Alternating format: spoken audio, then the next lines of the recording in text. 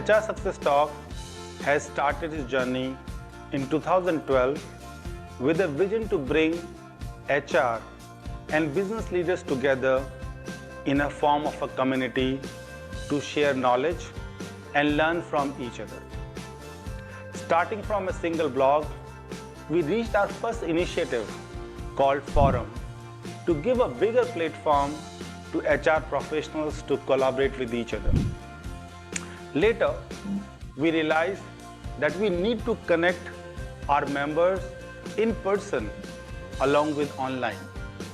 Hence, we launched our vertical called HR String Meets, under which we organize HR conferences and meetups where we invite HR and business leaders to talk about best practices in HR and business in different industries. HR String Meets also became a platform for our members to network with each other. We continued and also launched our online assessment vertical, which helps professionals at different levels in their career to learn and get a certificate in a specified field in HR. These assessments and certifications help HR professionals to find jobs or advancement in their career. HR Success Talk has leveraged technology while building the community. Our YouTube channel is focused on providing online videos or diverse different topics for benefits of our member. We can find video study material on topics like talent acquisition, HR Generalist, HR Analytics, learning and development, labor laws, and many more. During pandemic, we launched our webinar vertical. Again, with the use of the technology, we continued our mission of sharing and learning from each other. We touched thousands of lives across the globe and shared knowledge which was meaningful for our members. In HR Success Talk, we believe in recognizing and appreciating the contribution of HR and business leaders in their field, which is equally important. Hence, we launched our award vertical to provide a platform to professionals to give an opportunity to showcase their contribution and get recognized for it. We believe in fairness and capability. Hence, our jury and selection process is built in such a way that it provides opportunity to those who really deserve it. HR Success Talk has a very good presence on multiple social media platforms and other communication channels like Facebook, LinkedIn, Instagram, WhatsApp, and Twitter. You can also visit our website www.hrsuccesstalk.com to read some interesting blog by our HR bloggers on trending topics and issues. We are a huge community with global presence in multiple countries and thousands members and growing every month.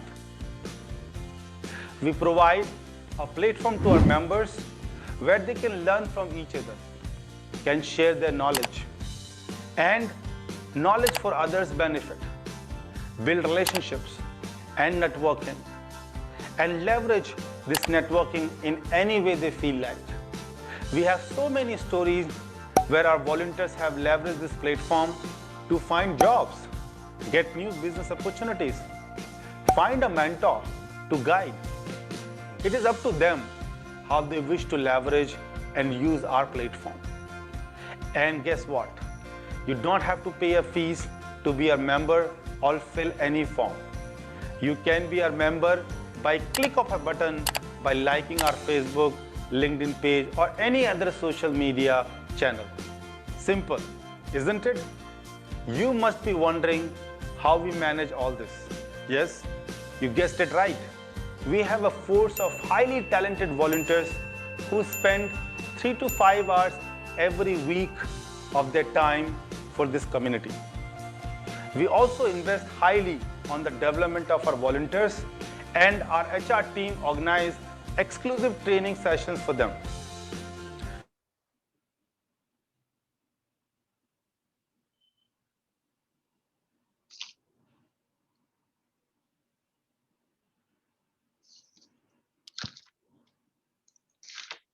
Hi, a very good morning to everyone.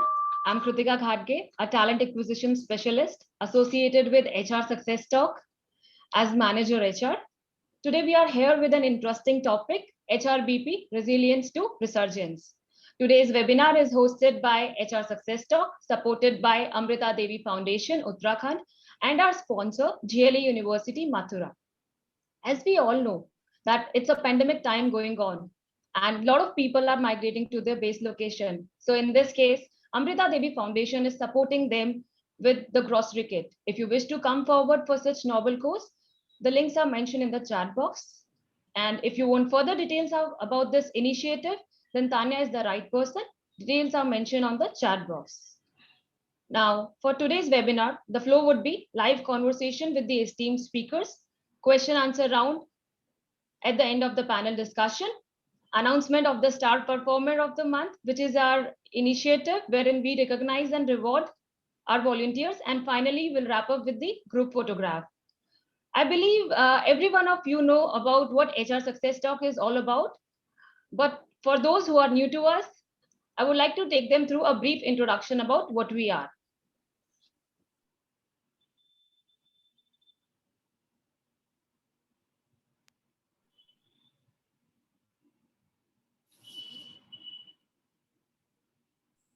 Anidhi, I hope my screen is visible. Yes, it is. Okay, thank you. Well, HR Success Talk is a community having a network of 125,000 HR professionals. As we see on the screen, our presence is not only in India, but have extended to Ghana and UAE. It's a community for HR, by HR, and of HR. It is founded in 2012. Our country heads, India, UAE, Ghana, and you can make out the strength of women empowerment over here. Now, the reason why we exist, our vision is to share and learn together. So what we do is we provide a platform wherein HR professionals and business leaders come together, share their knowledge, and they maximize on their skill sets. Few of the advantages for being part of HR Success Talk. Number one, networking. You can build up your own network with the people from HR fraternity and the leaders across the industry. The kind of mentor-mentee relationship you build up, that's the way you will be groomed. There's a saying, once a reader, always a leader. So if you're up for learning, then this is the right platform. To grow our vision, we have come up with the learning ecosystem. To start with, first one is webinar. With the onset of pandemic, we started this webinar vertical. So far, we have done 26 webinars since April 2020. Our another platform is HR Forum. We have A to Z information related to HR gamut in this platform. And so far, we have 20,000 registered members. We have a huge social media presence. The forum, WhatsApp, Facebook, website, YouTube, Instagram, LinkedIn, and Twitter. If you wish to be a part of our social media platforms, the link is mentioned in the chat box. Kindly register yourself. The another platform is HR Strengths Meet. It talks about in-person conversation with the members of HR fraternity. So far, we have done 20 HR meets in last 3 years. Glimpse of our previous events. The another platform is YouTube channel. Again, it always captures A to Z information of the HR gamut, be it learning development, talent acquisition, emotional intelligence, and many more. So far, we have uploaded 245 plus videos followed by 10 YouTube video series. Today, we have launched our playlist on HRBP. Another platform is assessment and certification. So far, we have done 17 online assessment and certification. The upcoming certification is on HRBP. Last date to register is June 25. And if you have registered yourself already, then the playlist uploaded today about HRBP is a must to know. The link is mentioned on the website. Please register yourself for this assessment. And I'm sure it will add value to your resume and your career also. HR Success Talk, in association with Mentor Factory, have come up with a certification workshop on effective presentation skills. It's a 2-hour workshop, which is going to be held on July 10th. And what are the key takeaways now? If you wish to be an effective presenter, you want to know the attributes of it, you want to learn the art of public speaking, then yes, this is the workshop for you. The link is mentioned in the chat box. Kindly register. HR Success Talk, in association with Young Minds, have come up with a certification workshop on design thinking. It's an 8 hours workshop. The link is mentioned in the chat box. Kindly go through it.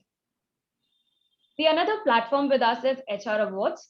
So far, we have done 3 HR Awards. It's here for recognition of the HR fraternity. The 4th award series is already closed. This time we had 150 plus nominations. The case presentations are already done. Soon we'll be having our D-Day in a month's time. And you'll be surprised to know that this time we are going to announce 50 winners across the 10 categories. So stay tuned with us. Blogs and website is another platform wherein the information related to HR gamut is there. If you wish to get the latest knowledge about HR blogs, you can subscribe us. The link is mentioned in the chat box. Meet our founder, Govind Singh Negi, Senior Director, Talent Management, Delivery Center Lead. Our advisors, they're always there to support us, guide us on a day-to-day basis. Our team of volunteers, without which we can't stand out our events the way we do as of now. So a big thank you to our team of volunteers. As you all can see, 64% of our volunteers are women. That showcase the women's strength in our community.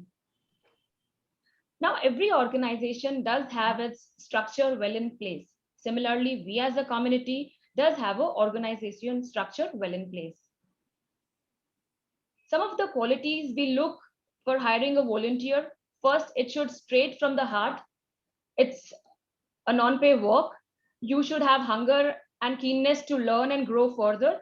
Finally, you are ready to spare 3 to 5 hours from your schedule time. Some of the openings we have with us, if you wish to volunteer, the registration link is mentioned in the chat box. Kindly go through it. For further information also, if you wish to get back to us, the link is mentioned in the chat box. Now, coming back to the topic of discussion, HRBP, resilience to resurgence. So when I got to know about these topic of the webinar, I had a lot of questions in my mind, starting from what is the difference between HR Generalist and HRBP, how the role of HRBP is going to be in next few years. I'm sure you as a participant must be having a lot of questions in your mind. So kindly put it across in the chat box, and I'm sure it would be answered by our esteemed panelist members at the end of the session. So now I would like to introduce our moderator of the day, followed with our speakers of the day. Our moderator, Ms. Rashmi Mancharamani. She's an HR professional having 20 plus years of experience, CHRO with Wave Group. She's a certified master competency assessor, change management expert, and executive coach. Our speakers of the day, Mr. Ganesh Bhatt, Senior Manager, HRBP Operations, High Tours, associated with Maharishi Dayanand and Punjab University as a guest speaker. Mr. Sanjay Kumar Verma, Senior Partner, HR Practices, Leadership Development, SRGA Global. Ms. Akshata Karan Gutkar, HR Head Corporate Sales, DB Corp Limited. She is also a state president with for mentoring and soft skills. Now, finally, Mr. Kanesh Malik, he's a GMA HR, Times Internet. He's having 20 plus years of experience in people strategy, HR process frameworks, and performance analytics. Now, I would like to call upon on stage our moderator of the day, Ms. Rashmi, ma'am. Ma'am, over to you. Thank you. Can you hear me? Yes, ma'am. Am I audible? Good morning, ma'am. Good morning. Good morning, dear friends. Good morning. Good morning. Thanks for joining us in this power-packed webinar. Resilience to resurgence, I would say, for HR business partners.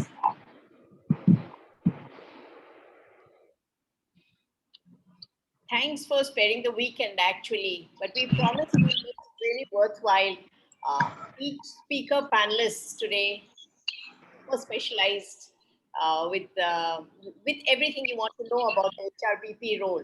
From them, we will learn. I'm really waiting for it. In other words, there'll be a lot of takeaways. Let me speak about the format, even though it's already been mentioned. I, as your moderator, will begin with a short introduction and say for 3.5 minutes. And then with the help of questions, we would request each panelist to throw some light on various aspects of the HRBP role. For the attendees, I would request you to put your answers in the chat box towards the end when we ask you to, because if you do them now, they get lost and you feel disappointed they're not answered. And for the panelists, one and only one rule that please restrict your answers to 3 to 5 minutes, because there's a lot for us to ask you. So to begin the topic, and there's something interesting also. Besides the questions, there will be some questions on the Mentimeter. I'm sure you all know by now with the HR Success Talks, we quite often use the Mentimeter. That's an instant survey. It gives you a result there and then. We see your views and we see the views of everybody, and we come to a conclusion which may be right and may not be right. So we'll have a number of that. So to start with the topic, there's a lot going to be said about the HRBP role. I thought I'd like to focus, since I've got an opportunity to speak at the beginning, that on the R to R, resilience to resurgence, So resilience is a word that we've all been speaking about, especially during the first wave, second wave, and I hope so we don't have to use it in the third wave. But what is resilience? What is resilience in the true sense? So what we understand right now, it's advancing despite adversity. We often associate it with the word bouncing back. When we say resilience, we say we'll bounce back. And a very useful analogy to this is of metals. When metals, they have the capacity to bend under pressure rather than break. So when the pressure is released, they spring back into the original shape. However, bouncing back is not the whole story. Resilience is a little more than that, not a little, much more than that. It's those complex skills that allow you to survive when there's an overwhelming challenges surround you. And you respond with flexibility to bend, but not to break under pressure. So though resilience sounds that, a person who's very calm, the whole process is dynamic actually, because it strengthens us to grow through this experience. So you start building, once you're resilient, you start building that confidence, because once you can cope up with something now, you say, oh, I can cope up later too. You build that confidence that I've done it today, I'll do it tomorrow also. I'll pull through tomorrow. And hopefully we all will through the third wave if it comes eventually. And we will be able to take up other challenges also in this way. So resilience is the key word, and not for the moment, but for the future. And one more example I'd like to give you, Edison. Edison got it right after 100 times. After failing 99 times, the 100th time he got it right. So each one of us, we may not be Newtons and Edisons, but we have something, common with the legends. So what is common? Common is only if we recognize and leverage the power within us, and we dig into those opportunities, and convert those adversities into opportunities, and then we survive and thrive. So that's what resilience is about, I think so in brief.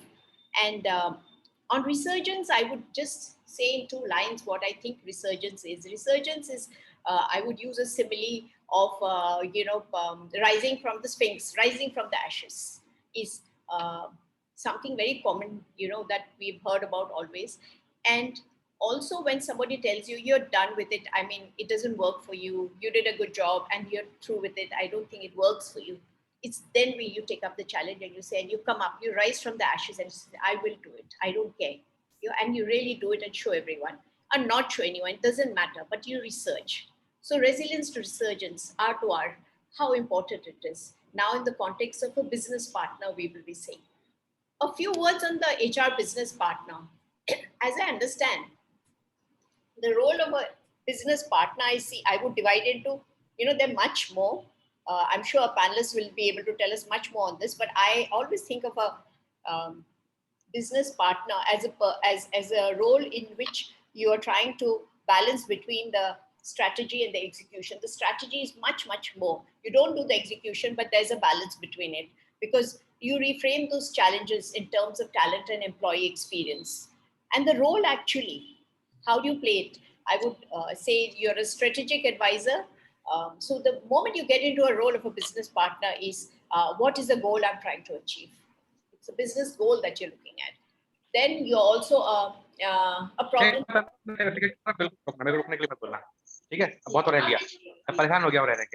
I request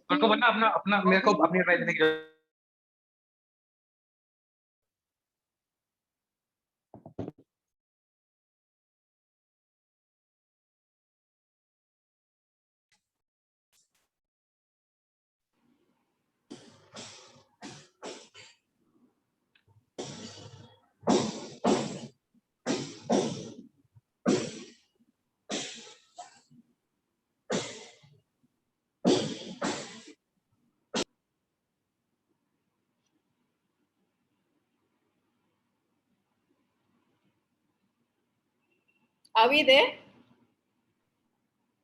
Yeah. Yeah. Can I start now, or there is still some disturbance? No, ma'am, you can start. We have muted everyone. Okay. So to sum it up, I was just saying that what are the main roles of a business partner? As I understand, one is a strategic advisor. What is the business goal that I have to achieve? Second, I think would be a problem solver. Problem solver in the sense is a data-driven problem solver, a person who's using data to solve problems. And when people come to you also with such problems. The third one is the influential storyteller. You analyze the data and you tell stories. There's a narrative to each data. The trusted coach, the coach that who's very comfortable navigating difficult discussions and complex interconnected relations. And the most important one, according to most people and me also, is the independent voice. The HRBP constantly has to navigate between the business unit and the organization, the HR. So, and then you have a landscape of economic, political, and social landscape. So there are challenges, but maintaining an independent perspective voice allows the HRBP to proactively support strategic initiatives. So these are some of the points that I have highlighted. There are many more, and that was my beginning. And I don't think I would have to add more on that, because people are waiting for the panelists to hear them. But before we begin the conversations, I would like Nishant to start over the first question of the Mentimeter. What is the one key difference between HR generalist and HR business partner role?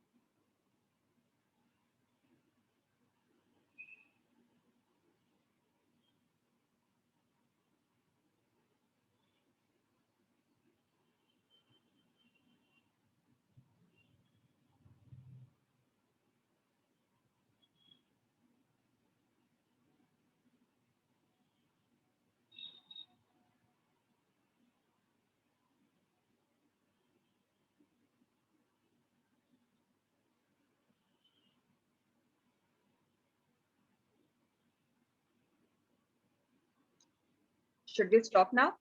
I think we can.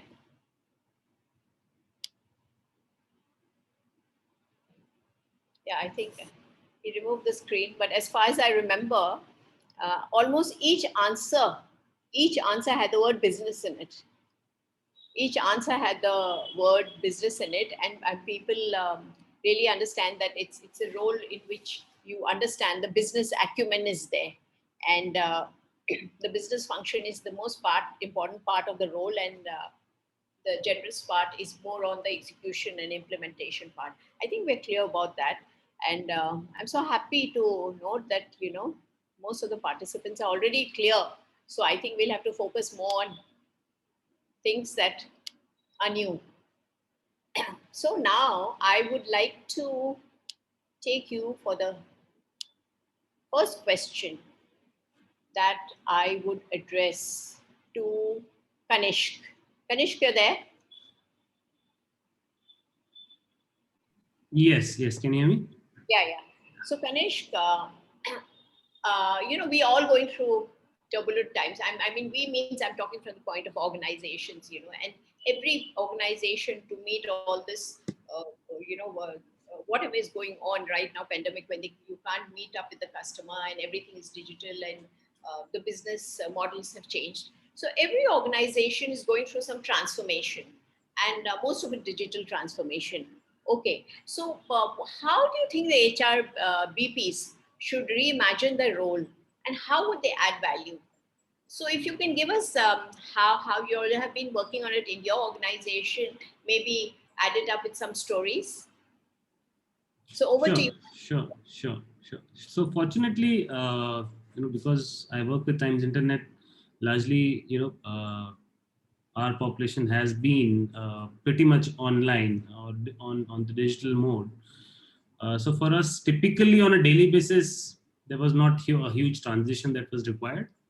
I think it was more like a mindset change that needed to be nudged, so to say, because work from home, flexible hours, I think has been there for a long time now.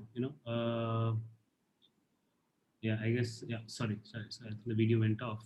So as I was saying, I think flexi hours, work from home was something which was a benefit to people, say, 4-5 years, still 4-5 years back. And it's only now that it's becoming a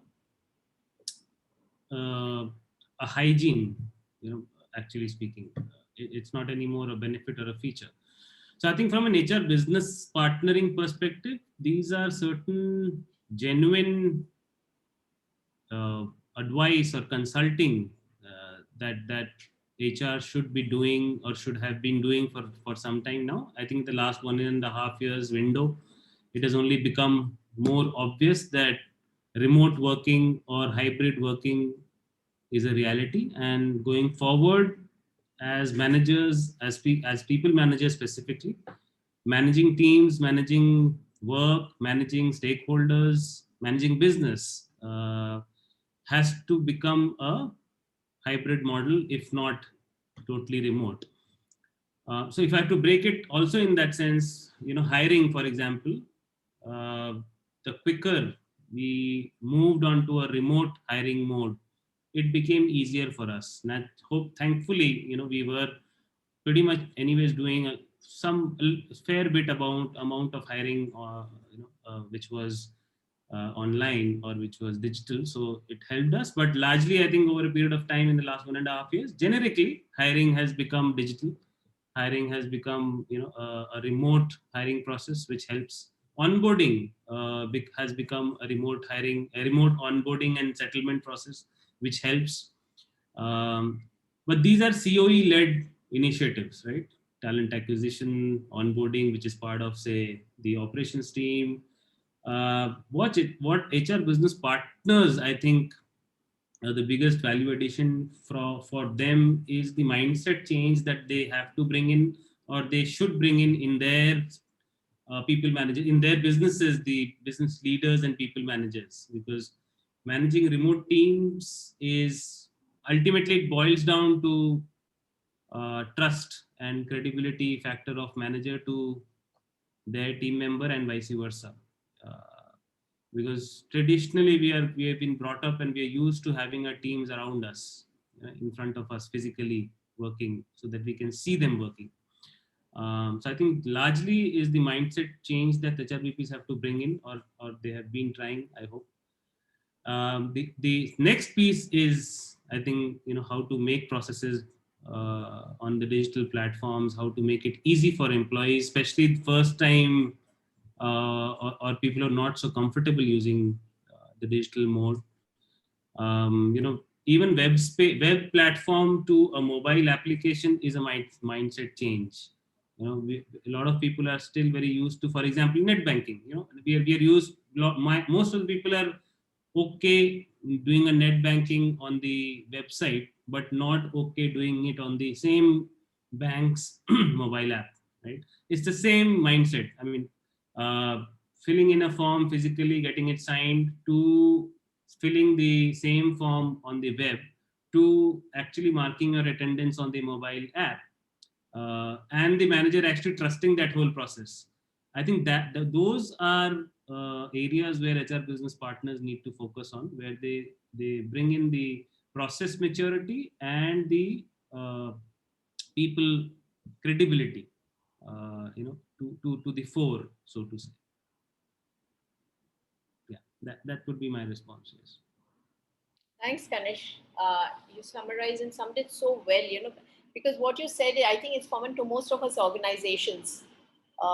When you spoke about the hybrid work, the remote hiring model, because there's no other way you could hire people, of course, and adapting it, and the onboarding, the remote onboarding, all that. But you also mentioned that they were CEO initiatives. The most important thing was that the initiative taken by HRBPs, which they are taking and they need to take, is the mindset. The mindset is very important, to bring in, because as you so well said, that we've been brought up to see teams around us. When you say team, what you can picture, a person and all people around him, and all sitting in a circular team together. But now a team can be sitting anywhere, any part of the world, but you're still a team. So that mindset, that the trust factor, that I've given you this and you're still working on it. And also you also mentioned about the process maturity. That's very important, that HRBPs are working on, and people credibility, which is of utmost importance. Thank you, Kanish. Those wonderful points. We've all noted that. And I would put the same question to Akshata also. If Akshata, you're there? Hi, Rashmi. Thank you so much. I'm here. I'll just repeat the question, with the digital transformation, or transformation as such, that is going on in organizations, with the hybrid structure, with all that Kanishk has mentioned also.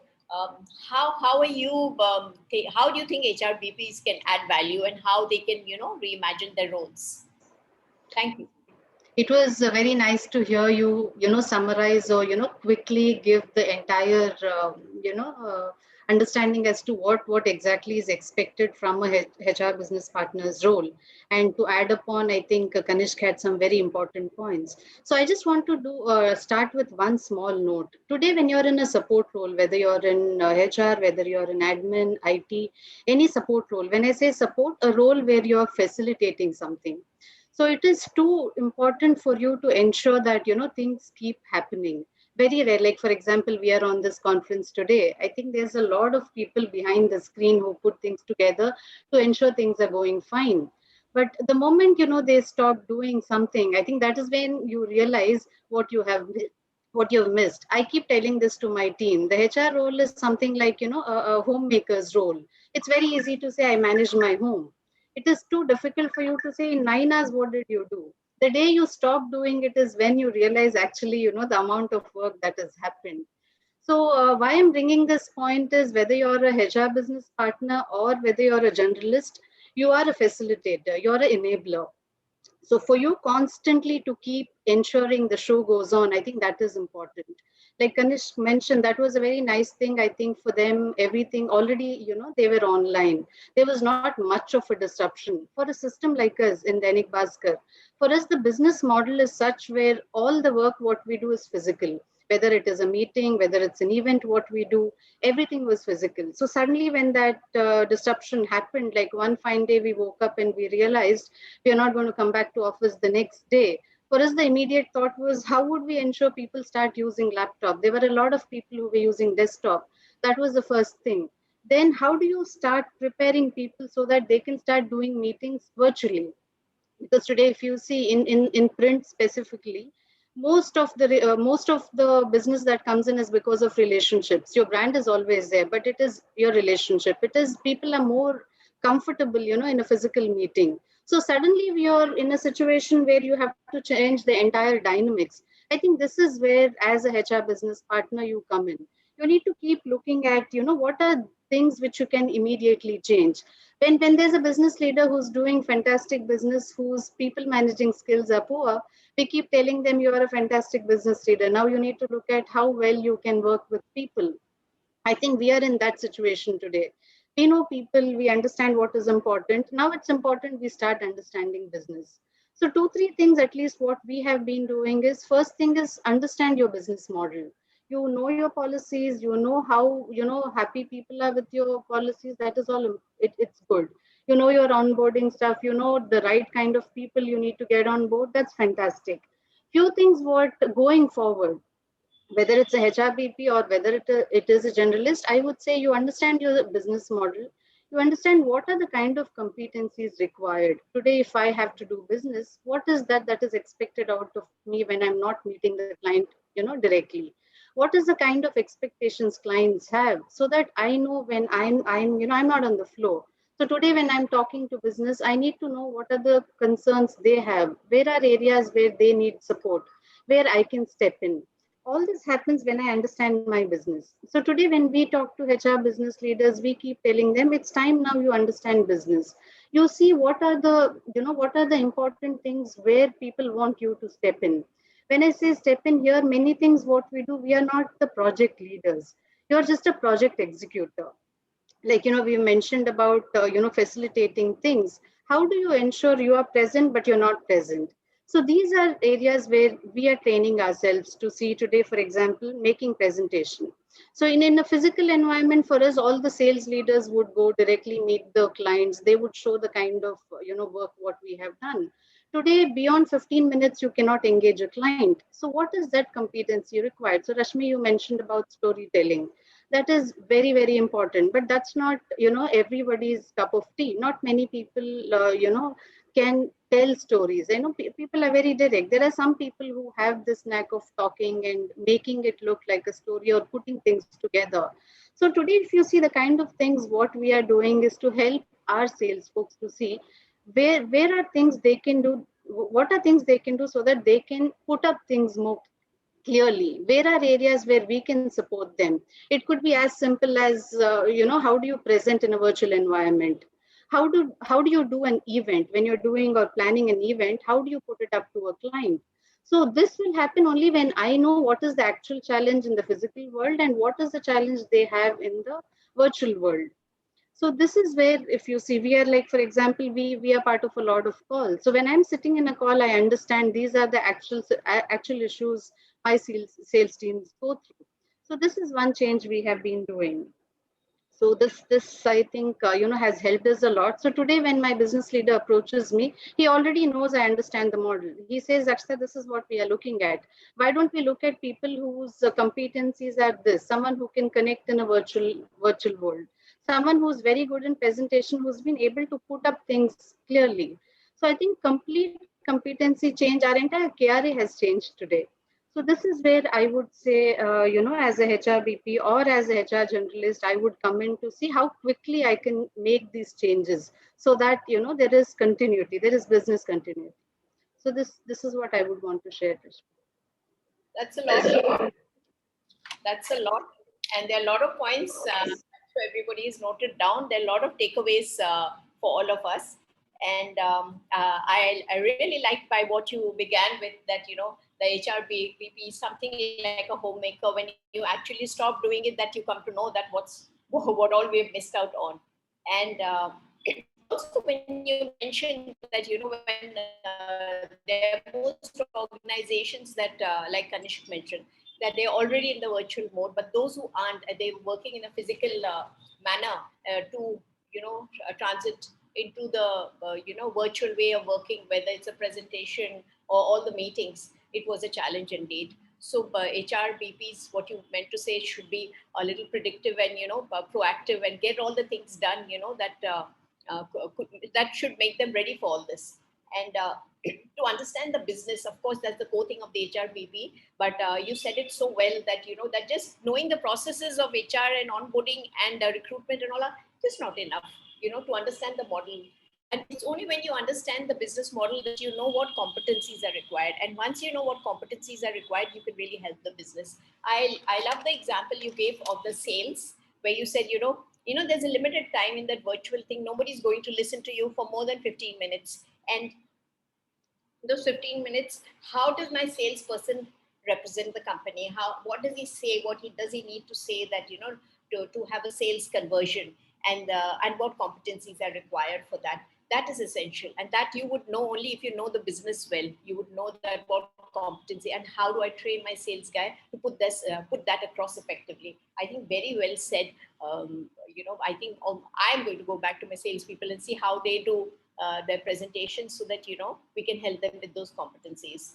And well said. And I think there are a lot of things that you said the KRAs have changed also, the competencies have changed. And what is most important, like you said, is how quickly I can, change those processes that are required. What is the need of the day, so that it helps the business. Thank you very much. They're wonderful answers. Thank you. I think, Nishant, we can go to our second Mentimeter question. What, according to you, is that one behavioral trait that HRBP needs to have to deal with stakeholders?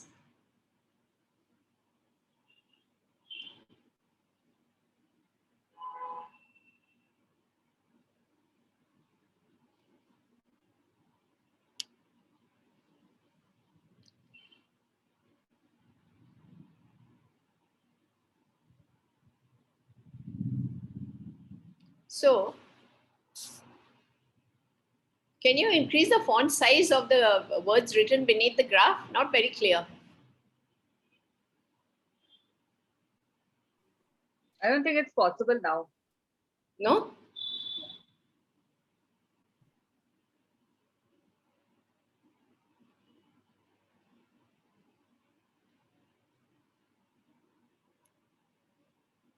What I'll do, I will just read for everyone's convenience. First is Condor, which is honest communication. Second is empathy. Third is resilience. Fourth is flexibility and adaptability. And fifth is active listening.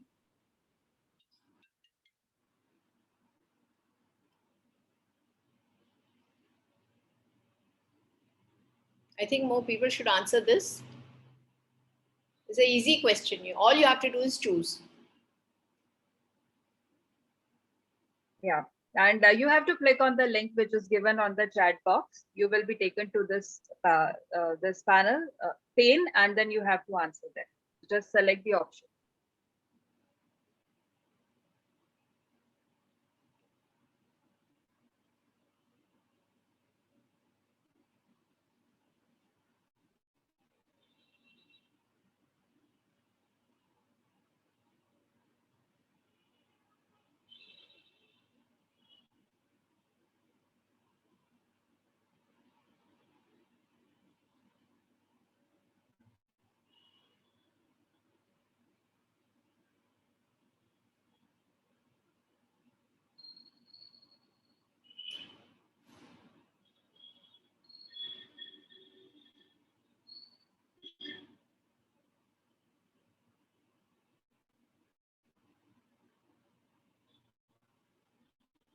So, can we stop sharing now?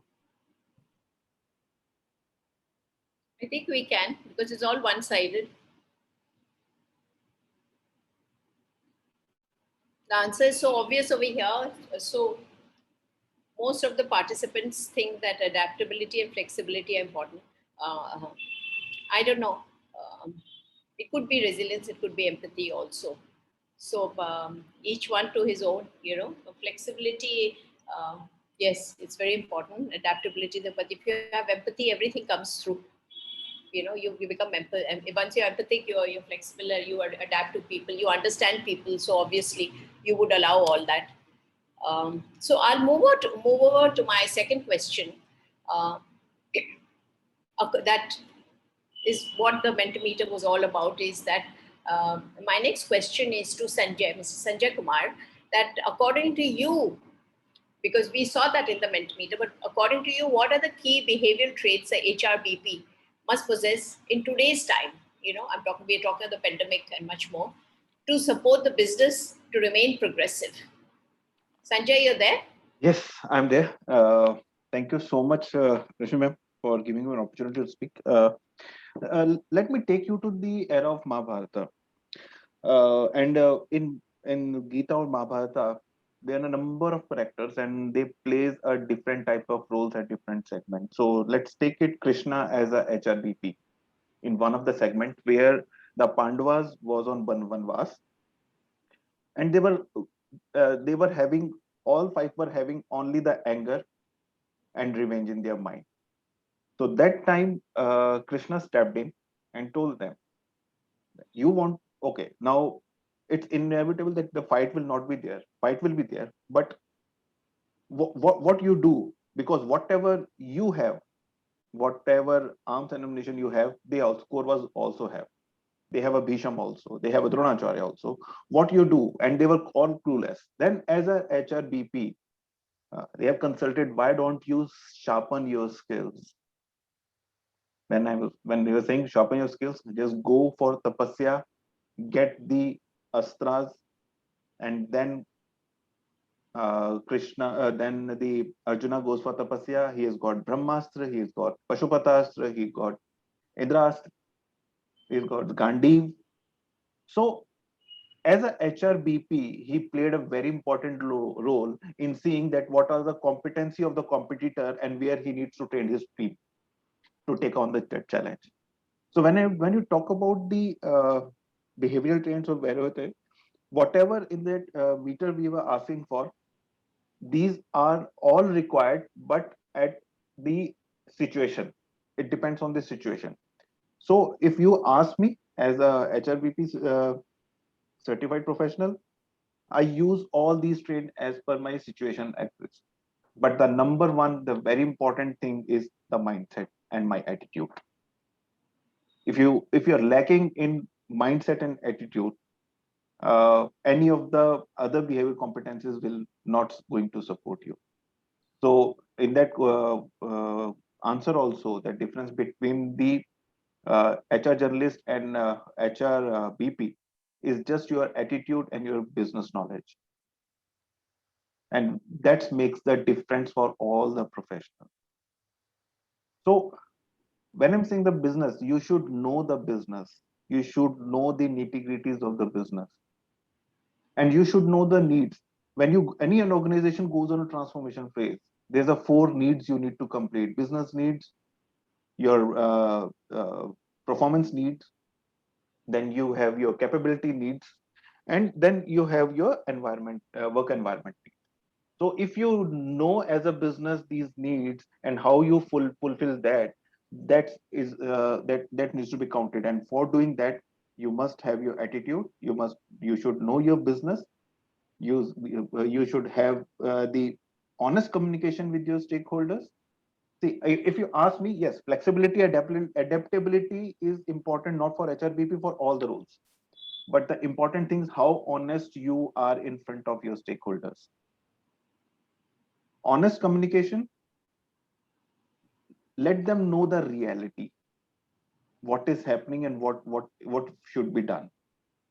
And one all most important thing, that you become a Krishna to coach to your line manager, to your process leads, and give the right feedback that where he is lacking and where is moving. Because ultimately, in case your process lead or your line manager is not performing, is not getting support from his team members, it will boil down to HRBP also, that what HRBP was doing in that scenario.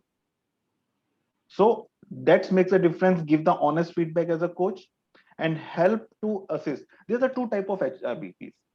One, get up in the morning, goes to office, sit with the manager, understand what is saying that he has a lot of complaints, lot of things. Come back and start resolving that. That's an administrative HRBP. But one HRBP in the morning, take down all the notes, what needs to be done, where the team is lacking, where the manager is lacking, where they are doing good, where they're doing bad, and what are new things are coming. So I would add technology also here to understand. Just a couple of minutes back, Akshita was talking that the technology, the meeting with the people and all. In IT industry, we are already managing globally, and we are used to of handling these meetings. So keeping in mind, in 2015, when I was working in an organization, when I was seeing that this is happening, so I made a very specific training program for which I got a lot of uh, pushback also. That why do we need that? Trained everyone on doing the online presentations. They've started working from home. We have intentionally given us working from home option. And today, when my boss, who was she was with me in 2015, she was managing me. So she called me a couple of months back. Sanjay, your small initiative, even after the bashing, you have done that, and we have achieved what is required at that moment. So as a HRBP, you have to foresee 3 steps ahead, and then accordingly imbibe your behavioral trend. Your data is one of the important thing. Your technology, you should learn. Always think 3 steps ahead. What is coming, and your honest relationship and honest communication with your stakeholders. That is going to be your biggest asset, and top on that, your attitude. So this is what is my thought on the behavior. Thank you, Sanjay. Uh, what I really liked was that, your metaphor of, taking us back to the Mahabharata and calling, us saying that Krishna was the HRPP. It's really nice. Yes, he was a HRPP, and how he coached them, and how important it is. And looking back at the Mahabharata, I really, this is a very, very good example that you gave. And what you said about the mindset and attitude being the most important. You may know everything, but your mindset is most important, and your attitude. To know the nitty-gritties of the business, it's so important. And understanding the business needs, the performance need, the capability needs, work environment needs, to know the needs, and when to have those completed, all that is very important. But most important is the attitude, which you kept underlining, and how honest you are with your stakeholders. That is also very important. How direct you are, how you confronted the feedback that you give, so that the feedback that you give needs to be honest, so that they get the right picture. And for that you need to have the right attitude, so that you put them in the right path. It's not like it should be transparent, I think, what you meant to say, and not misleading. Thank you very much for that, for your comments, very much. And I would put the same question on to Ganesh. Ganesh, you're there? Yeah, I'm pretty much there. Yeah, I don't know how many behavior traits you would like to mention that an HRBP must possess in today's time. Maybe you can emphasize which is more important to support the business to be progressive. Yeah, thank you very much. Well, I was listening to Kanishk in the beginning, then Akshata added a lot of things, and then Mr. Verma also. And in the beginning of the the presentation when you started, well, if I say I would start from HRBP, not as a literal meaning that HR as a business partner, but HRBP as an HR who is a partner in business. That means a partner who share equal risk and opportunity in business. That means he would not only see the problem as theirs, he would see the problem as ours. This is the first thing which is even missing today in HRBPs. They will give you a lot of good solution to the business team leaders, senior leadership team, CEOs. But sometimes if you see from their mindset, they will see that they are only proposing us the solution, but they are not actually accepting or feeling accountable for that solution. They are actually advising us. So first of all, the first rate, what I believe as an HRBP, should always be the accepting of HR as an HRBP, that is credibility. No matter it is your senior leadership team or SBU heads, even the financial controller, the finance head who talk about the numbers, and even the operation head, they should accept you that yes, you understand the business, you talk about numbers. So yes, you can be in the real sum is an HRBP, because what finance people do, they keep playing with numbers, but SBU heads, they bring on business in the revenue.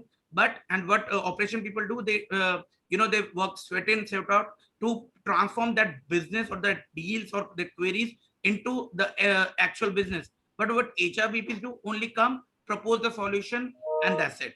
But when you speak with them, when you sit with them, when you understand the business in two things: number one, revenue, whether it is profit, whether it is loss, whatever, EBITDA. Number three, direct taxes. Number four, indirect taxes, which makes your P&L account, and what is the company's balance sheet. Now a lot of things, even I found it a struggle. I took out my last year company's balance sheet and sit with the financial controller of my company to make me understand certain things.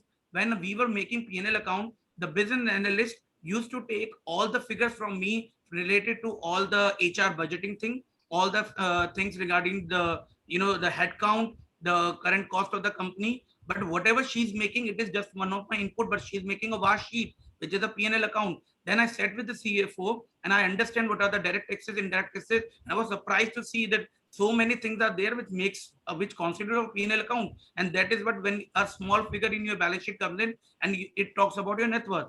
So understanding business in true sense, and then diving down with the business heads in terms of what is the revenue model, business model, from where we are generating business, what are our stakeholder, the partnership, which all countries, if we are operating, what are their responsibilities or roles in terms of so-called saying the GOP or the revenue of your company. So in this way, the first rate would be the HR to be accepted as HRBP and as in credibility through these people. Now coming to the second point, I would say a true strategist.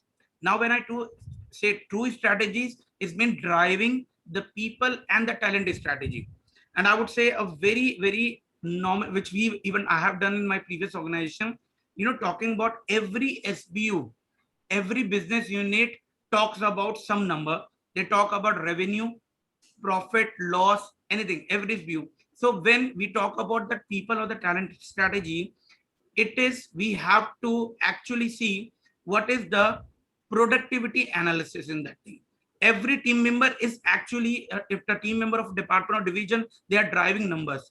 So in this sense, a person as an HRBP can know what amount or what number that particular person is driving through that productivity analysis. And if he finds that there is certain ups and downs in that, accordingly we can make that, HRBP can make the people or the talent strategy. Number one would be whether we have to increase the work size. Number two, we have to freeze hirings. Number three, downsizing. Unfortunately, I don't support, but again, and number three, last would be just do it. It can be the transfer in and out from one division to another, because one division is already overmanned. So in this term, what I say, the strategies, the true people and talent strategy in terms of even hiring. You cannot have, you cannot only in the rat race, you cannot only join and you can keep on hiring people, but you need to look what and the right kind of people actually required, or you need to hold on, or you need to, have other department strong enough from one department to another. So this would be my second point, a true strategist. And even in COVID, if I say, lot of cross-functional thing has been done. Unfortunately, there are a lot of pink slips issued and all that, and people have found on prolonged leave. So whatever talent is available, cross-functional things has been already done. So this thing has already been done. Yes, apart from, you can say, employee champion, a problem solver, there is one important thing, and I don't know whether you will be surprised, a networker, a professional networker. And I'll support this trait as an example. So what happened is HR has always seen, even in my career, I've seen and I was surprised that HR is only meeting the applicants or the interviewers.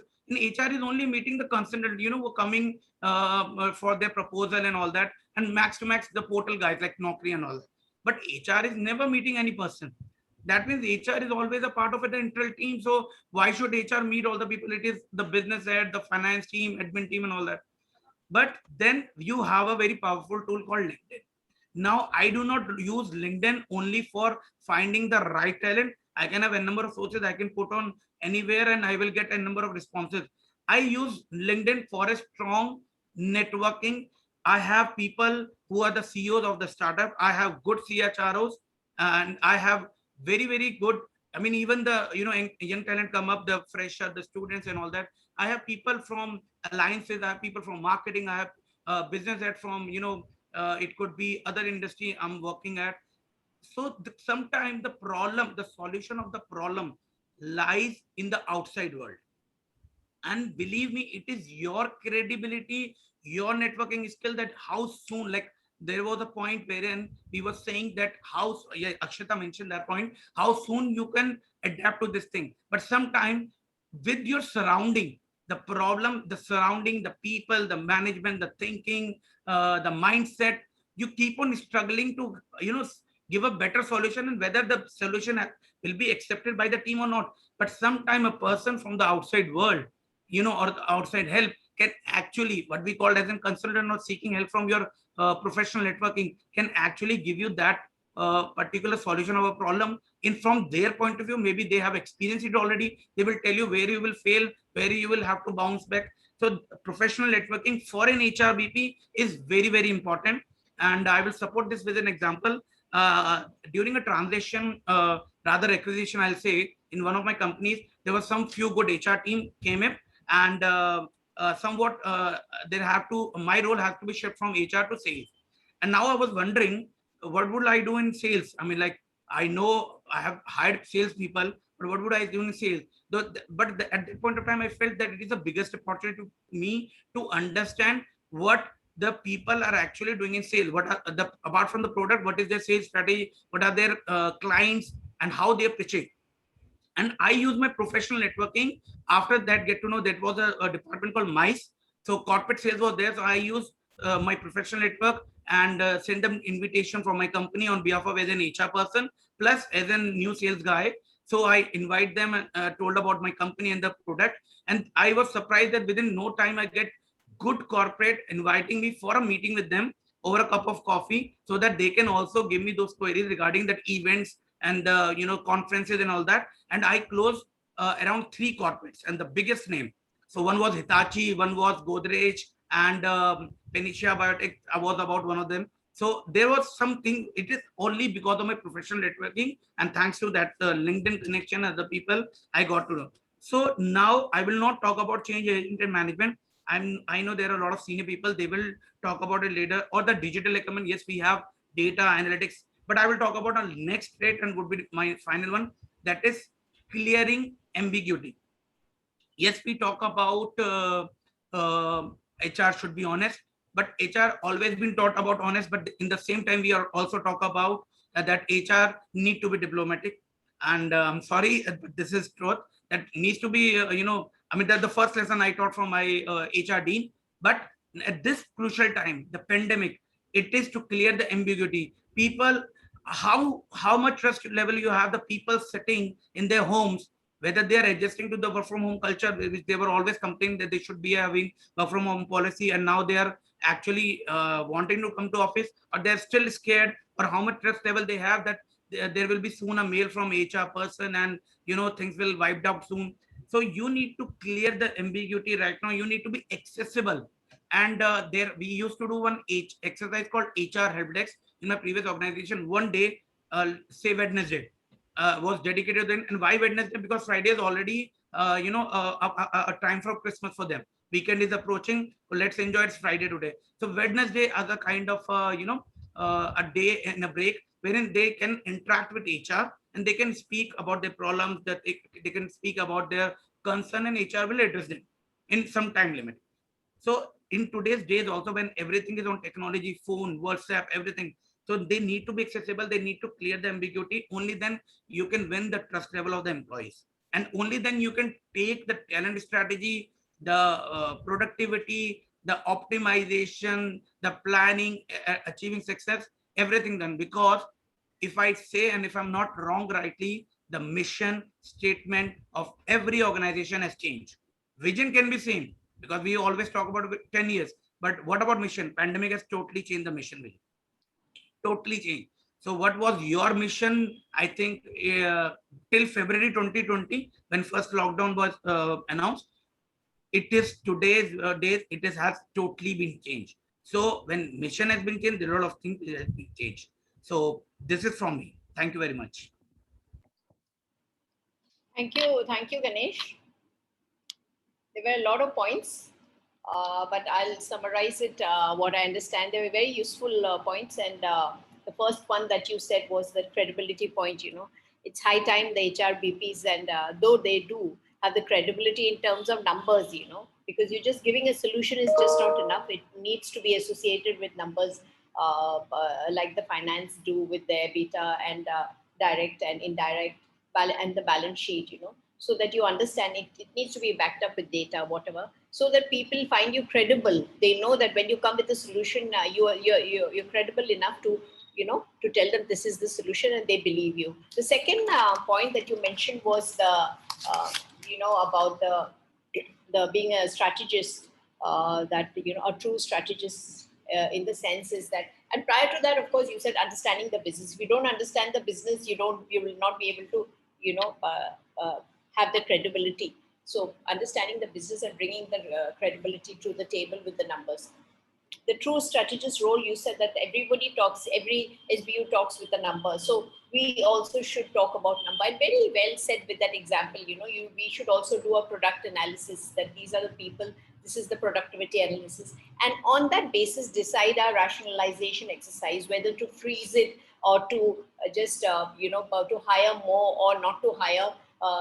You know, all these decisions should be data driven, you know, and again, that takes us back to the first point of credibility. And the third point that you mentioned, of course, was of networking, which is very important. And I think not only for the HRBP role, but for every role, to network is very important. And your story about how you were shifted to the sales, and how you could you do conversions is really congratulations for that. And two more points that you mentioned was to clear the ambiguity, because you know that we don't see the people, and because we all remote, you know, there's a lot of ambiguity. One is not sure, because when you're sitting together, it's different. So to clear that ambiguity, it's a prime importance, and to be accessible. And also what you said about the mission statement changing, yes, that's a fact. Almost every organization, due to transformation, the mission statement is changing, and you should well understand that. Thanks, Ganesh, for those lovely points. You know, Thank you. I think we all have now got all the points, I think, together. And if there's anybody else who wants to add up, because we've covered every aspect of the HRBP's role.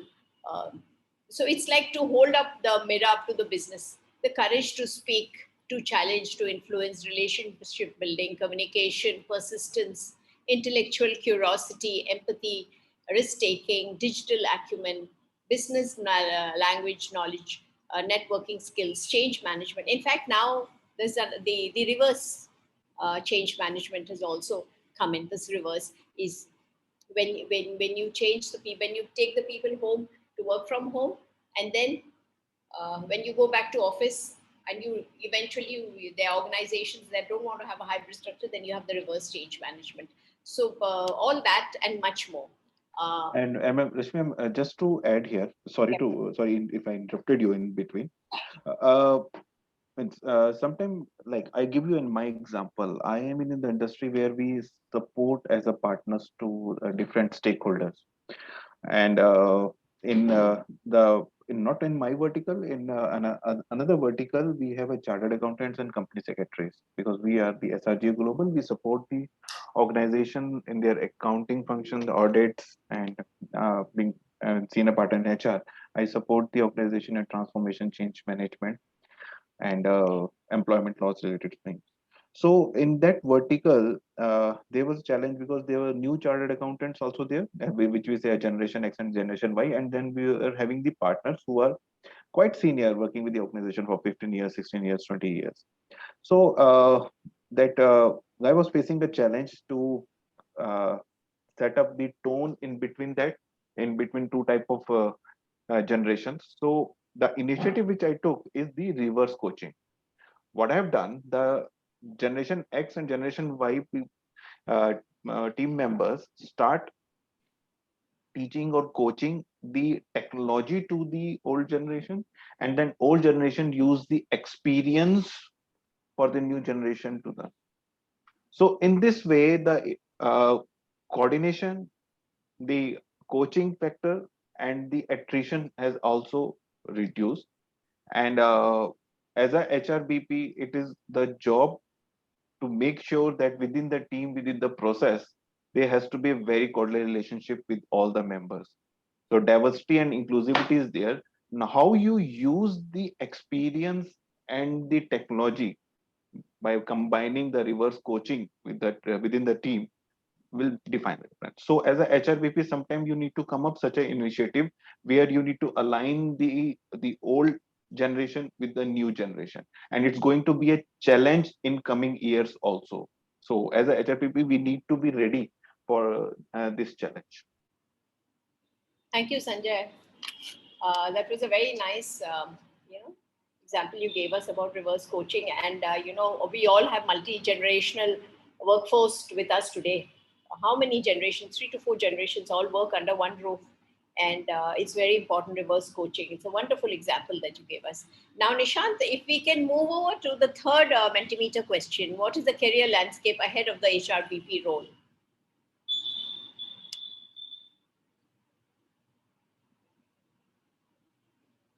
Or is it the third one? What do you think are the HR, sorry, it's the third one. What do you think are the HR's top priorities for 21? Yeah, that's the third one.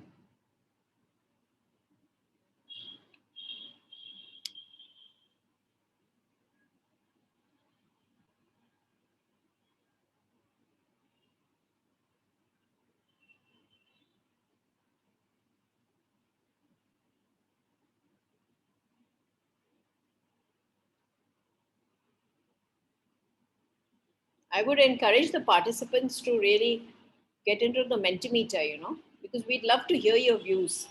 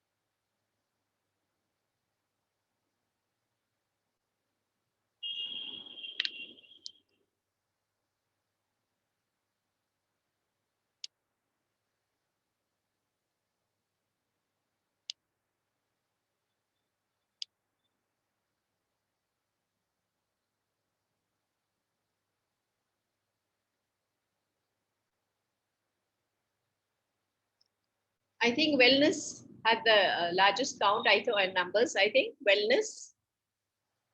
I couldn't see that in the end. It's wellness? Yeah, it's wellness. Well, yeah. Each to his own. So let's agree with that. So let's move over to the third question, which I would go over to Kanish for. Kanish, you're there. My question to you is, the pandemic, though challenging, has provided opportunities. How can HRBPs convert adversity into opportunity? Over to you. Yeah, so I think I'll probably continue to my previous response, because I think it's kind of related in terms of the change in work ethics and work environment that has happened over in the last 1.5 years. But to put it into perspective, I think I by default tend to fall on the theory of the triangle, which is people, process, and technology. And my take has been, especially when we talk about this Apada mein avsar phrase of finding opportunity in adversity. I think in all the three vertices, which is people, process, and technology, we have opportunity. We have largely been known as a community which tends to people the most. So I think that's kind of taken care of, at least psychologically. Process will need to change because things are moving from physical to remote, and then finally will settle somewhere in between and become a hybrid model. But technology is where I think we'll need to focus a lot more as the HR fraternity, because my sense is that when we talk technology, by default, 2-3 things come into perspective. One is workflow, the other is data, and the third is what do we do with workflow and data in terms of insight that can help business. So I think, and as HR business partners, our only job is to help business. How do we do it? Essentially, when we marry a more evolved digital process and a more user-friendly technology, and make people at large adopt it as quickly as possible. I think that's how I see where HR business partners should take advantage of the situation, where they help. One is the mindset that I spoke about, and then practically making that mindset shift into a more process oriented and people friendly technology based process platform. So that's something that I would probably want to focus on. Thank you, Kanish. I think you said it. You said it in a very simple way, but it came across very well that you took those three parameters of people, process, and technology, and people. That is people. There. The processes, they need to change, and they are changing. But it's the technology that we need to have more focus on. And you have the data, and you have the workflow. But what do you do with it? How do you use it to to improve your workflow, to improve the processes as such? And and how you marry the digital processes with the user-friendly technology and ensure that people use it in the right way. Most importantly is as you said, is the mindset of the people to get them process-oriented and use technology to upgrade themselves so they can meet the challenges. Very well said. Very well said. Thank you for that. And I would put the same question to Ganesh now. That how would you convert, how would HRBPs convert adversity into opportunity during this pandemic landscape? Yeah, hi. So thank you again for letting me speak. So again, like I said, one of the important point right now, what I feel, let's talk about reality right now. So unfortunately, the business have been hit. Business have been hit. That means the numbers have been hit. Unfortunately, we have to issued a lot of people pink slips, and we have to pay, send people on prolonged leaves as well. And there are only limited stuff. So this is right now the time for the strategic workforce planning, wherein you need to first of all optimize the things. You need to optimize the people right now, the limited resources you have. you need to cross train them, what you call reskilling, upskill, so that even the salesperson can do the operation job, and even the operation person can do the sales job. The account receivable person can do payables job, the payables can person do receivable job. I mean, like this thing. This will also help you to solve one problem, that is what you call the interdepartment or interdepartment communication, for which HR used to always have a lot of trainings, team building, so that their interdepartment communication can arise. So with the cross-functional training, they will understand what other person used to do, and accordingly they will take care of the things. Similarly, when we talk about the optimization, it will also help us to give us the right picture, the right number of people to be in the organization, the department which are already, overburnt the business at that point of time, maybe created in haywire and all that. So some redundancy part and all that. Now the time would come wherein the ship which is there, it will ready to start for sailing. And when ship is ready to start sailing, you need right navigator for them. So that means the people with the right competencies would be required.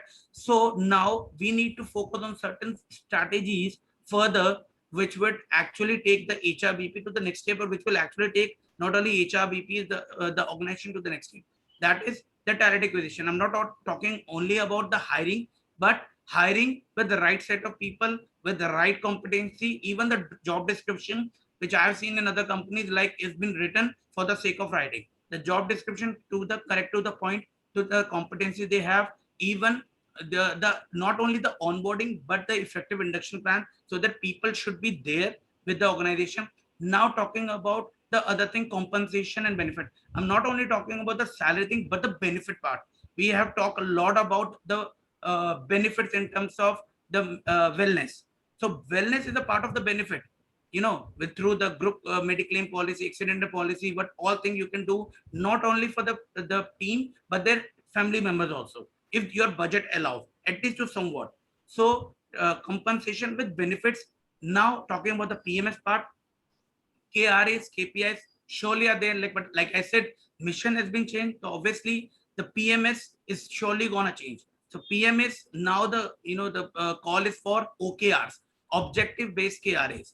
Objective can be very, very simple for the company, translated to the objective of the CEO, then translate to the division heads, and from division head it became the further translated or cascaded into the number of team members, or the the operation people or the sales people, and even the partnering role, that is not only HR but the finance and IT and other support people would play the essential role. So this is the time right now everything would be re-looked at, and I think this is an opportunity where in HR, where they actually would feeling that this is not going right in my business. This is extra, the people are not able to, the business people are not able to understand that this is not required, but this should be required. This is right now them to lead. As in Krishna, I will take again the example, when a lot of things were already going in Mahabharata, if I say, they did whatever the thing they had that gambling done, they put everything on stake, they put Draupadi on stake and everything. They never take anybody's permission.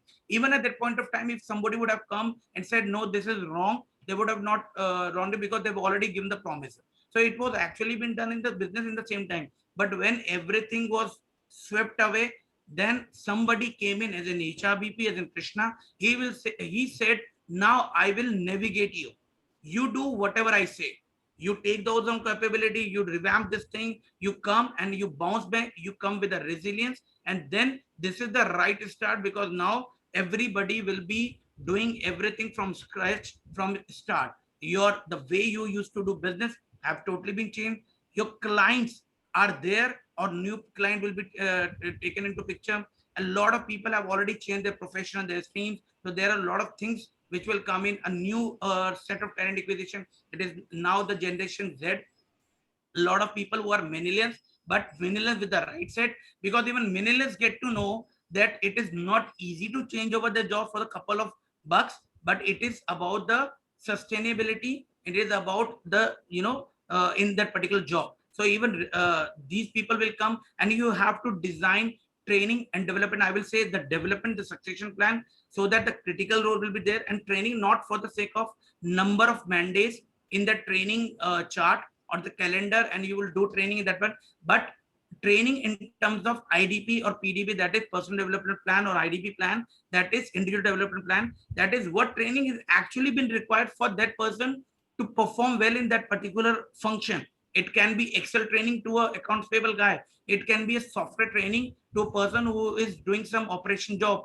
It can be a sales training to a person who is into sales thing. The actual training, it is not required every person should be part of that training. It is not required that you need to have a fancy calendar done for it. Is right now driving success from these points. And HRBP, I mean, sometimes I feel they felt alone. Even there are so many people, they felt alone that we are doing it, but actually on their back, nobody's there. So you need to take people along. When you take people along, you need to take leadership team along. When you take leadership along, the CEOs, the MDs, or the other management is automatically being on your back. So this is the time you need to revamp all the things. You need to remove certain things. And very importantly, I believe you need to create a new culture, and you need to nourish new culture. You need to have trust of people, and you, whenever whatever culture you will make today, when people will come back on their bench, everybody is talking about when the things will become normal.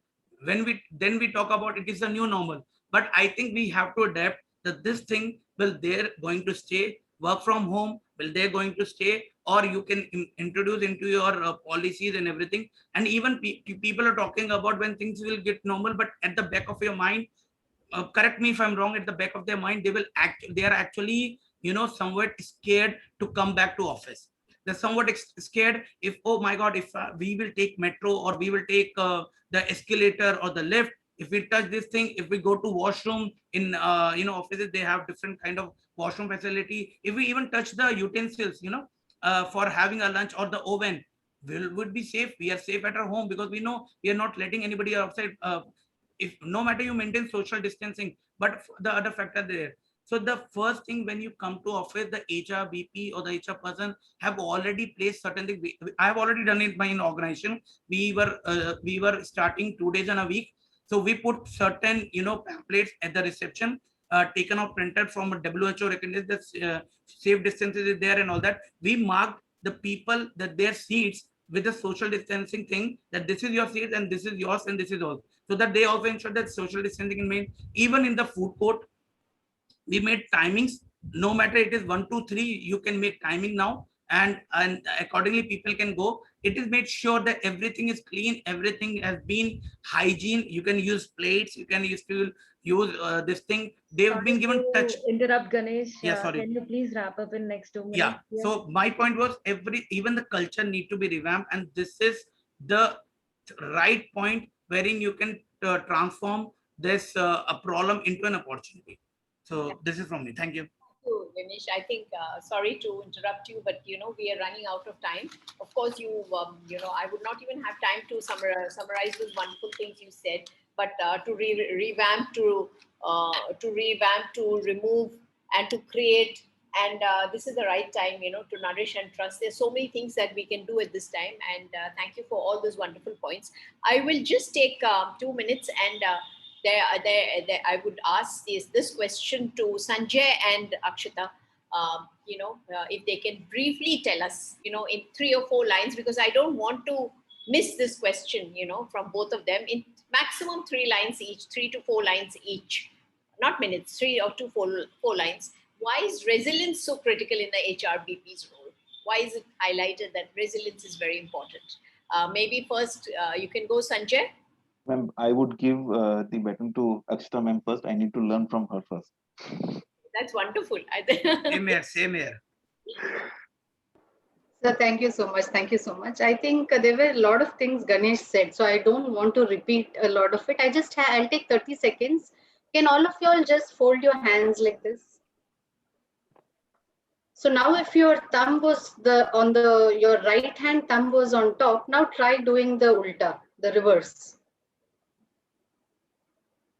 You find it difficult, right? It's your own hands. It is something which you can do. But still, let's say after half an hour, I remind you to do the same thing, but the reverse way. you can't do it. I think that is, about change. So today when we are talking about change, or when we are talking about driving change in the organization, it is very, very important. Especially as a HR person, you've always been very transactional. So today when you are wearing a cap of a transaction to transformation, it is difficult. So one more thing I would want you all to do. Can you all just close your mouth?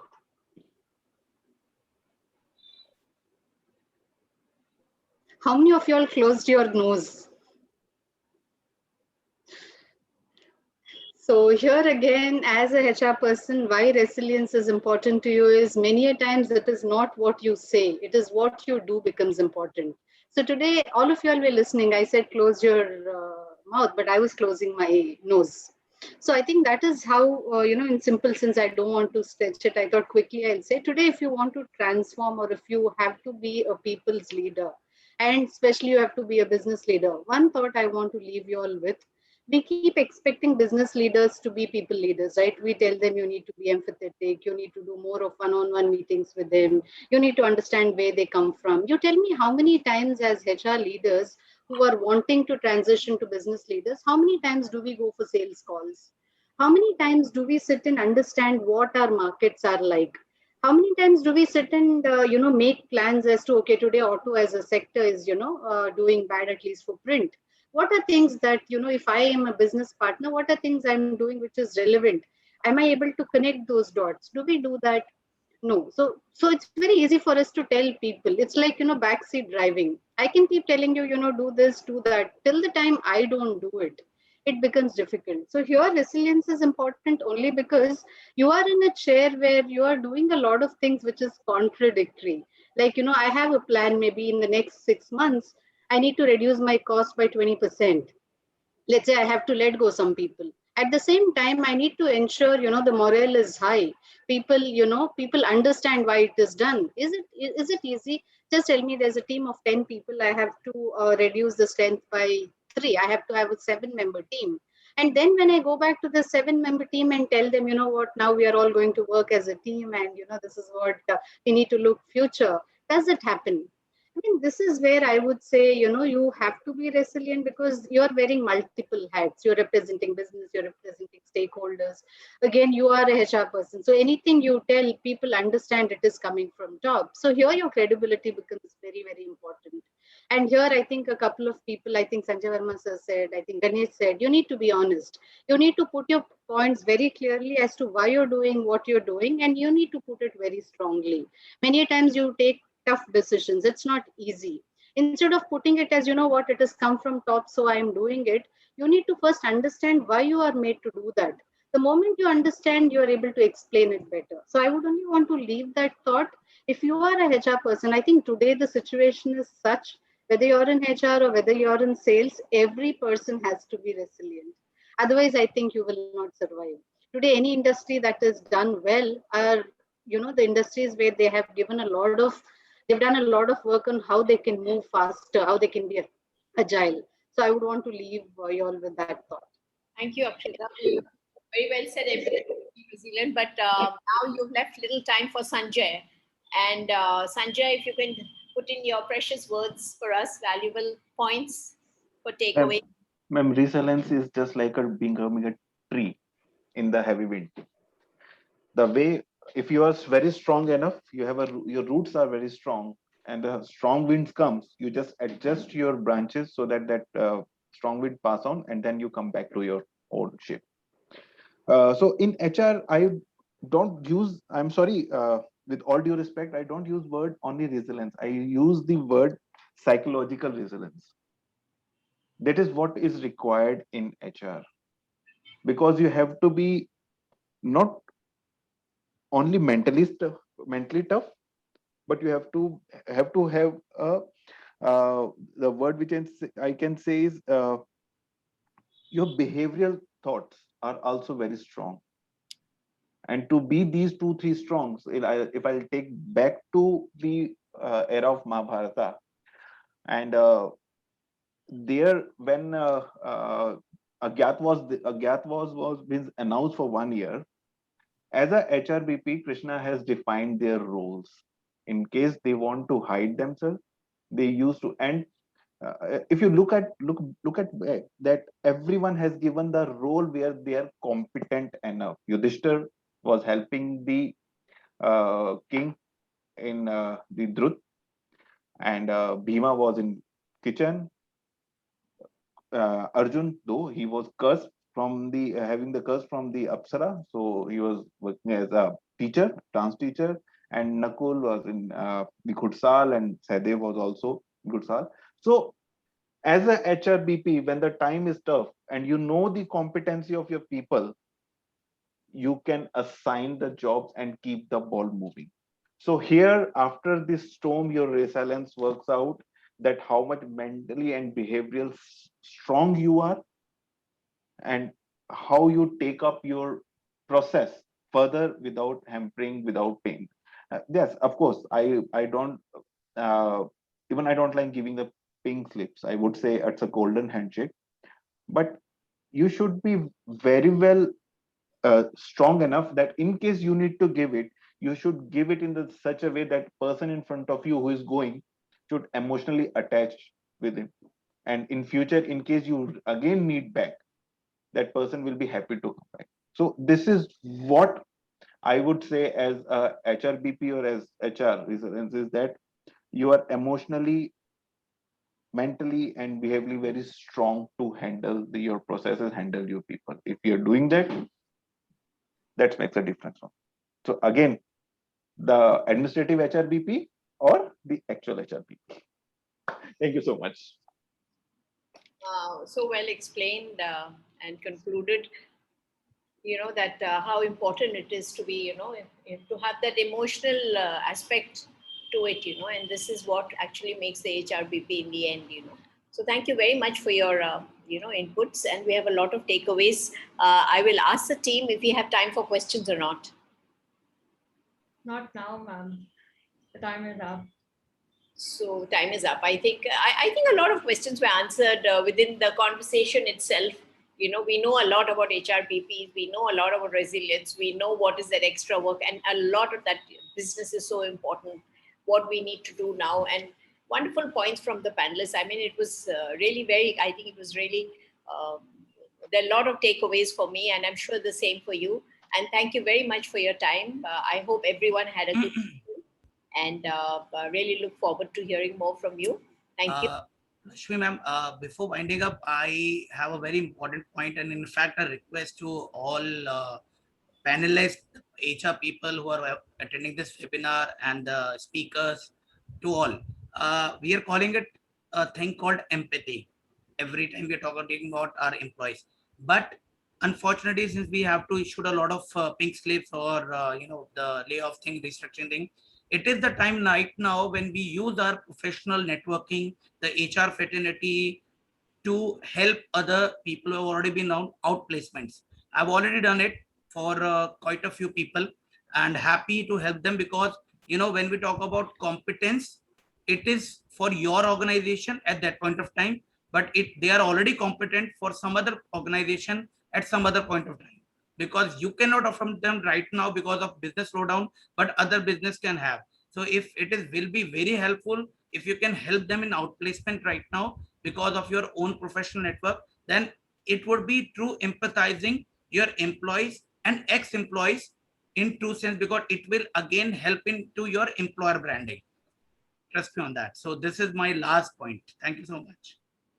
Thank you, Ganesh. I think it's very well said. I mean, at this point of time, if we can help each other, nothing better than that. And empathy, there's nothing like empathy. That's why I always thought when we had the graph, empathy would be number one, as I mentioned earlier. Thank you, Ganesh. Thanks for that test. I'm just a moment I'll take. If anybody, people can go to my LinkedIn profile. For last 2 months, I have been running the post related to how to name your resume, how to answer the interview questions. So there are 8 to 10 posts which I have provided for the job seekers. So in case anybody wants to go, and I would be coming up few more posts related to finding the job. So hope so. I might be able to help at least one person to get that job. So it's all up to you. Thank you so much. Thank you so much for it. Thank you, Sanjay ji. That's very nice. Very nice gesture that you are offering such help, and I hope people will go take advantage of that. Thank you. Always there to support them. Thank you. Thank you, Rashmi ma'am, for being a wonderful moderator, and our esteemed speakers for such an insightful session about the role HRBP. Now I would like to invite Govind sir for vote of thanks. Govind sir, over to you. Thank you, Kritika. This is really awesome conversation and always very close to my heart. I myself, being playing a role of HRBP, understands that how important, critical it is for the organization.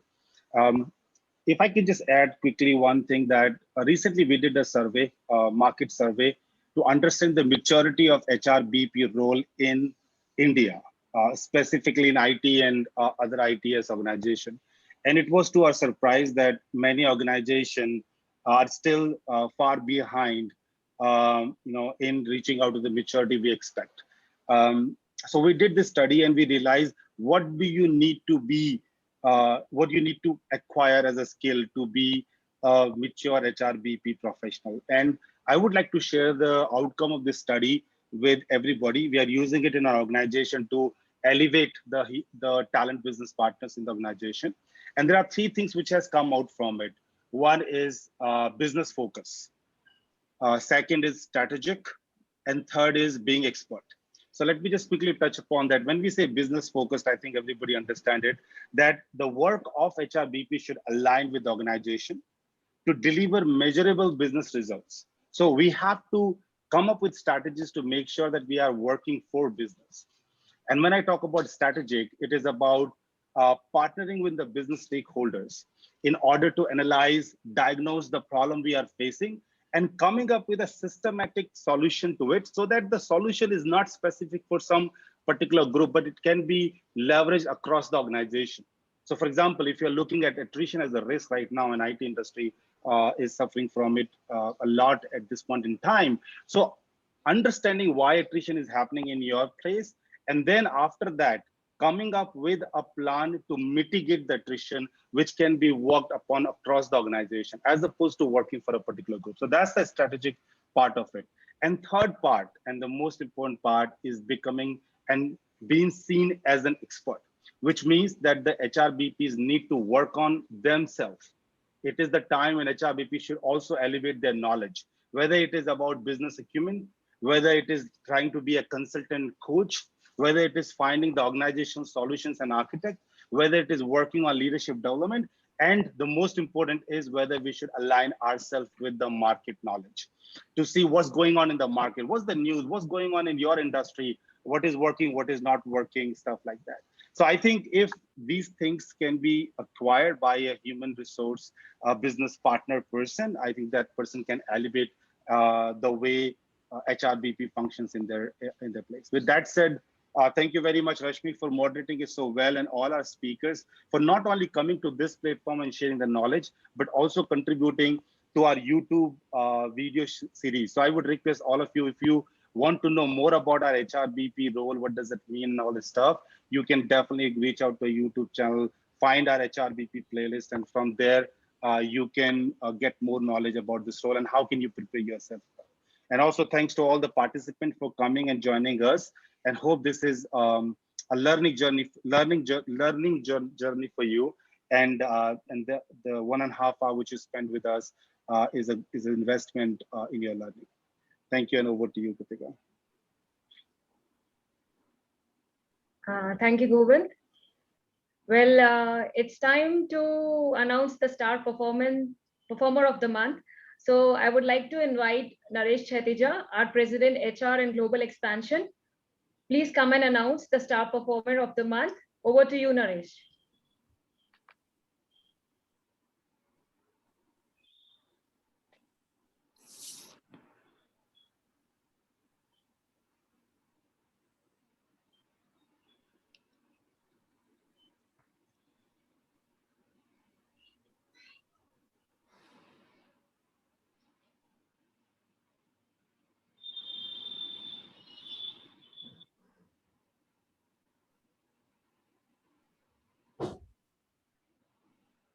I'm not sure whether Naresh can hear us because he was on Naresh, mute. can you Naresh, hear can you us? hear us? You are on mute. We can't hear you. Okay, wait. I guess.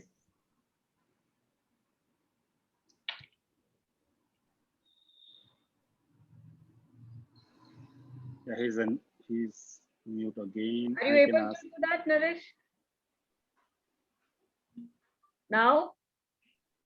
Can you hear me now? Yes, very good. Yeah, no, because I was muted, I was trying to unmute, but then yeah, lovely. Thank you. Thank you for such a wonderful speech by all the subject matter experts. It's always good to go back to analogies from Mahabharata days to coming back to work from home and the new normal.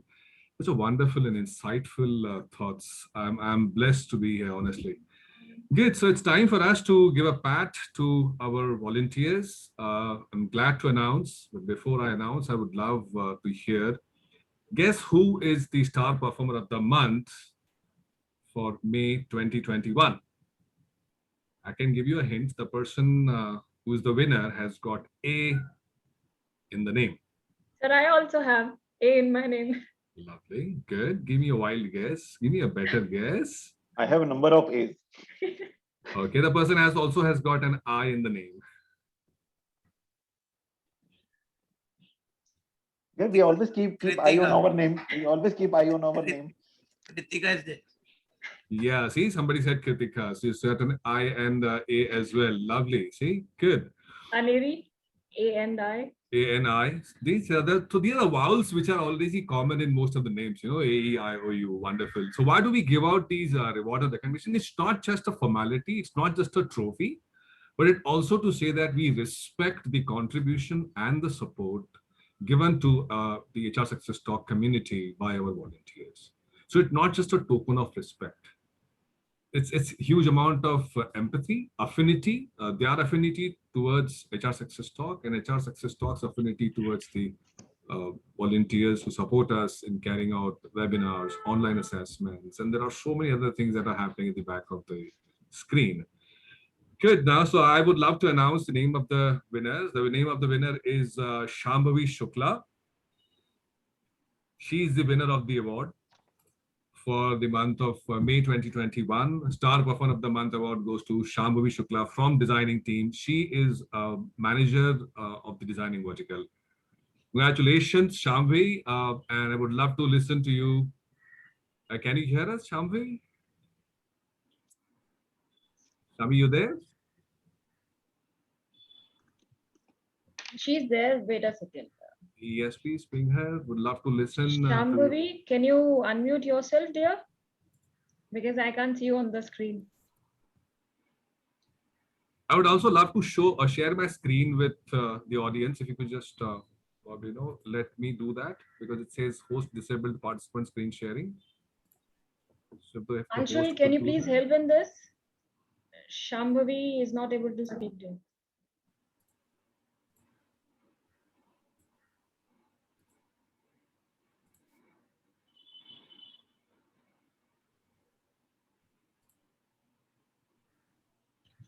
So you can try. Yes. Yes. So I did not share a big round of applause for Shambhavi Shukla. Please put your hands together. Thank you so much, Shambhavi Shukla, for all your efforts and contribution. Lovely. And here comes the wonderful trophy with the name inscribed on it. This we give out every month. And there are two kinds of rewards. One is the Star Performer of the Month that is given every month, the extraordinary performer. And the other one is Founders Excellence Award that is given out twice in a year, from Jan to June and from July to December. So next month, there's going to be a big ceremony for the person who will be the receiver or the winner of the Founders Excellence Awards. So that's all from me. Back to Kritika. Thank you. Thank you so much. Thank you so much, and a big congratulations to Shambhavi. I would request audience to stay tuned and turn on their camera.